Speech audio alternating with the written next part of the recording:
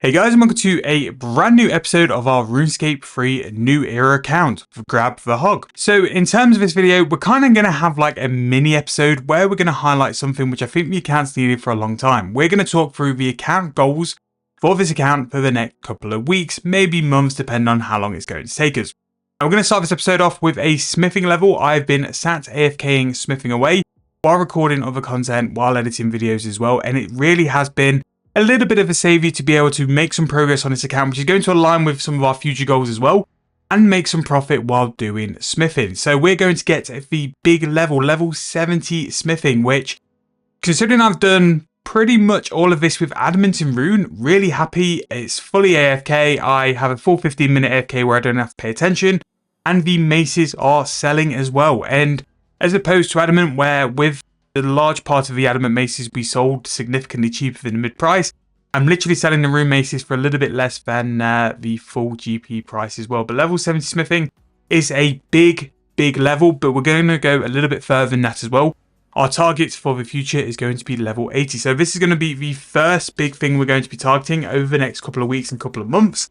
And it's going to be where our content is going to kind of sort of go in terms of the direction. So the big thing I'm going to aim for the next couple of weeks is going to be Invention skills. So this is going to be crafting, smithing, and divination. And getting these to level 80 will unlock Invention. And while I don't think Invention is going to have a big part to play in with the account, especially for probably a month or two after I've unlocked it, I think it's nice to get these stats to 80 for a couple of reasons. One, I'm still going to be heavily editing and recording videos, probably for another month for this subathon. And then when the subathon sort of frees up, I'll have the ability then to go and really sort of engage a bit more in the content. But for the time being, at least, in the downtime when I don't play this account, I can be making significant progress with smithing. And smithing is probably going to be the skill out of the three I'm going to prioritize for the full AFK time. And 70 to 80 should really kind of get me through the next week or two worth of editing and sort of recording videos as well. So divination is also something which is quite chill in AFK and something I'll definitely be doing in downtime. Normally I have my laptop time every single day where I'll probably watch an hour or two of Netflix, and the minute I do that sort of with a little bit of quests, a little bit of making some refined planks or frames, but we'll be sort of doing that with divination, because divination also helps us with another thing a little bit later on. I've been sort of tinkering with the idea of going for a Grace of the Elves, and that's going to be a target we'll talk about a little bit later on, but I realised, what's the point of a Grace of the Elves if I don't have the ability to make any porters? So I'm going to need levels to make porters. I'm only going to need 68 to make some decent ones.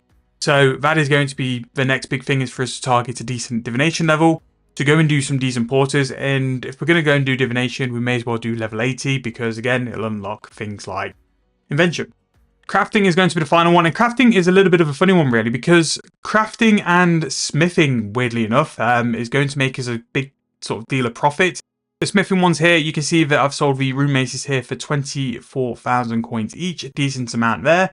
I've actually got a decent amount in the bank as well, so hopefully this will be able to just go bang in the bank and sold over time. But yeah, crafting has got a little bit weird really, because in terms of its supplies have got a lot more expensive. Whereas before, I would have just simply gone and bought a couple of thousand battle staffs and simply just trained my crafting in that manner. Battle staffs have got a little bit expensive, to the point where it's not really worth doing. It is still some decent GP, but it's not quite as good as it used to be. Jewellery is a little bit hit and miss as well. The real good jewellery is going to be Dragonstone jewellery, which will be like in the 70s and 80s.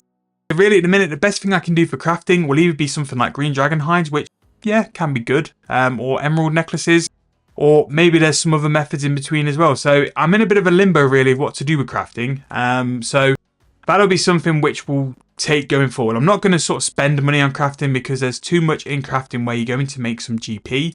So I'll focus on things like that. But maybe crafting can be a fun little arc where we go and delve in and find some little money makers. Black dragon hide now is level 60. So if the absolute worst case, we can just do dragon hide bodies and get incredible XP. Like black dragon hide bodies are like 250k crafting XP per hour. So if we wanted to, we could just go and spend a little bit of cash, which we'll make from smithing probably, and then just fund crafting if we needed to.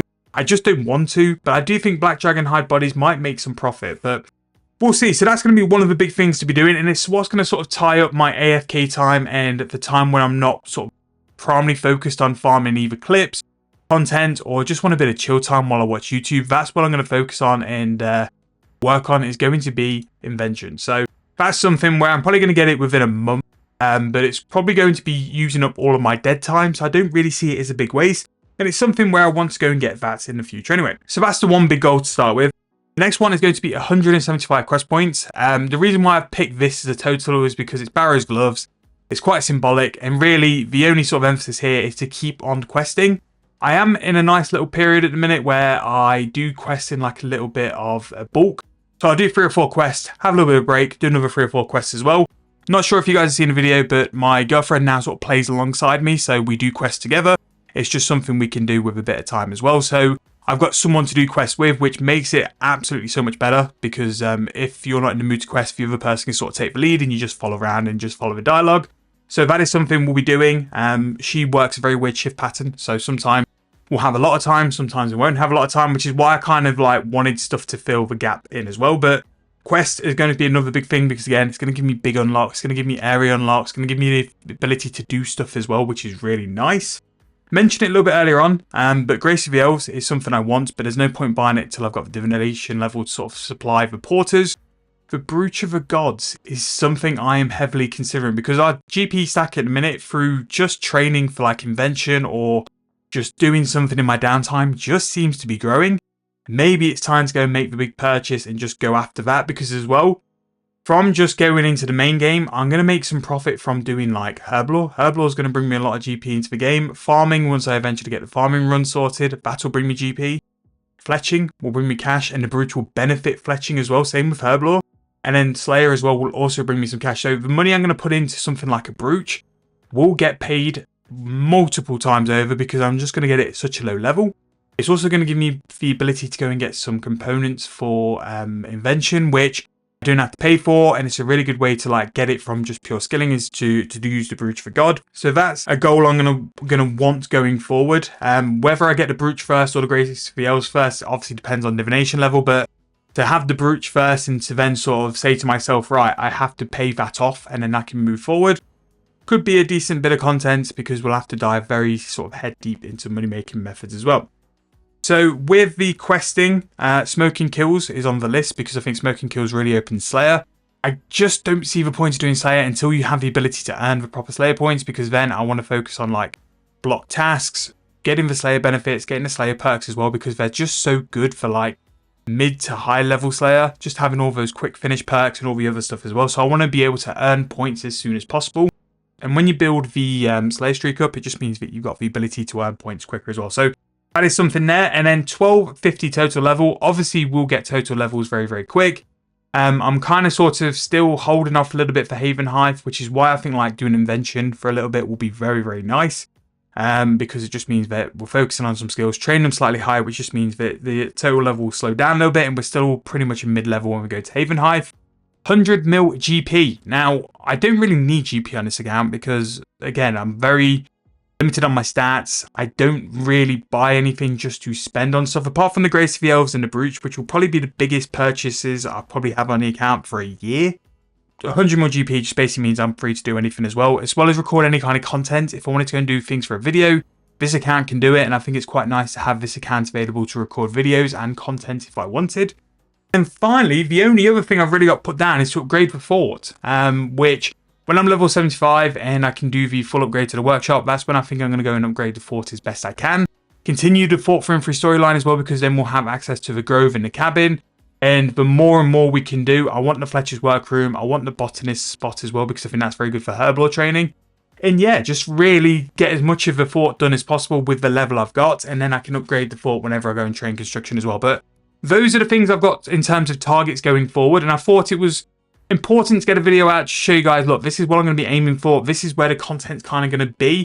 But what I'll make sure to do, I don't want it to pretty much be like a sort of smithing, divination, crafting simulator where I'm just sat doing what this video kind of is, where I'm just sat talking over myself smithing. For this video, it's fine. I'm just going to give myself the pass for this one, because again, this is very much a talk and listen kind of video. A little bit podcasty, which you will get every now and then. But I want to make the series interactive. So those are going to be my side goals. And then things like the quest points, things like training combat, because we're going to be doing that as well, will be stuff I'll be making the proper clips about, the proper content about as well. So those are the things I've got in terms of my goals going forward. If I've missed anything you guys think would be really beneficial, drop it in a comment section below, because I think, especially with the low level game and the mid level game, I can be a bit blind sometimes. So if there's something I've really missed off, which is like evidently you should go and do this, let me know in the comment section below and I'll make sure to cover it, because I want to cover it for you guys who are following along or using this as a bit of a helping series to progress your account as well. I want to show you guys as much as I can to help you and get up to that next stage of levels. And I know that Haven Hive is going to be a big bit of content for it, but I want to make sure that we're all prepared for it more than anything. But just because some things aren't listed in my overall goals, don't mean that we're not going to go and train them. Like, we want to go and train things like combat, slayer, summoning. We want to go and do divination, archaeology. We're going to still do some other stuff. They're just not what my priority goals are, but we're still going to go and do bits of it as well for variety and also for content and maybe also for quest requirements as well. So yeah, that's been a 10-minute ramble randomly, and I don't know whether this is quite suitable for a Saturday video, but I know that over the weekend you guys like to sort of listen to me speak somehow and play alongside it as well. But let me know what you're thinking. Let me know what you think to my sort of ideas. Do you think going for the brooch and the Grace of the Elves is a bit too quick? But in a minute, if I just go away from smithing just now, we are currently sat at a cash stack of 152 mil. Now the brooch is 110 mil, and what I like by buying the brooch at 110 mil, it then means that I need to go in sort of make cash again. I'm at a point now where with 152 mil, I can pretty much do whatever I want for probably like a good month or two, even if I'm spending money. In RS3, there's not many skills you can just throw money at, unless you just properly want to burn it, like even Herblore. Herblore, for me to train Herblore now, I would still make money on prayer potions. I'd still make money on super potions. I probably wouldn't really lose money on Herblore till about level 90. And even then, I'd be looking at things like potions against potions which make money. So, I don't know. It could be a good little bit of content to sort of keep the series churning while I'm doing the Invention stuff, while I'm doing the other stuff as well. But yeah, let me know what you guys think in terms of that. This is going to be just a one-off episode, just so you guys know where I'm aiming going forward. I am going to try and keep these episodes as fresh, as different, as hopping between content and sort of blending in as best I can. But I just want to say a massive thank you for just sticking around for the series, really. I think this is quite weird, actually. This will be released a month on from the first episode. And in hindsight, like looking at where we are in terms of a month, the total level might not be nothing to shout about, but I think what we've done in terms of quests, what we've done in terms of money making, to be where I currently stood is really big achievement, and I'm really, really happy with how this has come. In terms of the YouTube channel, I could not have predicted it would have gone down this well. The feedback I've had for this series has been monumental. The first episode will be my best ever viewed video. Within a sort of month, we've probably hit 17,500 views, which I don't get those kind of views unless it's on something very seasonal like the Christmas quest, the Halloween quest. To have that on a first episode of a series is absolutely crazy. And even like episodes now will still hit between like 1.5 to 2.5 thousand views consistently, without the odd one going viral as well. So I just want to thank you guys so much for it as well. Your support, your comments and all that really does make this series worthwhile. And even like just chatting to people in game, like with having such a unique name, people will know it's me straight away. So they'll always say like they love the series, what they would suggest.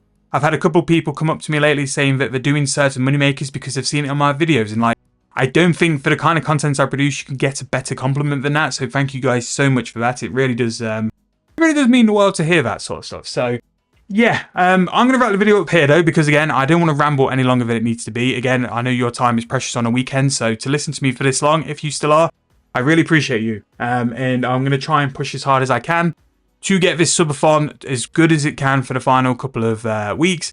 And then after that, we'll hopefully be in a position where we'll have some brand new, nice, shiny Haven Hive content for this account.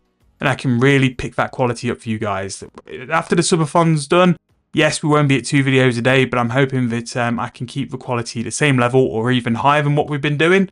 And maybe look at some new projects as well. But yeah, that'll be for a video a little bit later on down the line. Thank you guys so much for watching. Really hope you enjoyed. Let me know what you think about my goals and if you've got any different goals going forward. And I'll see you guys very soon for the next video.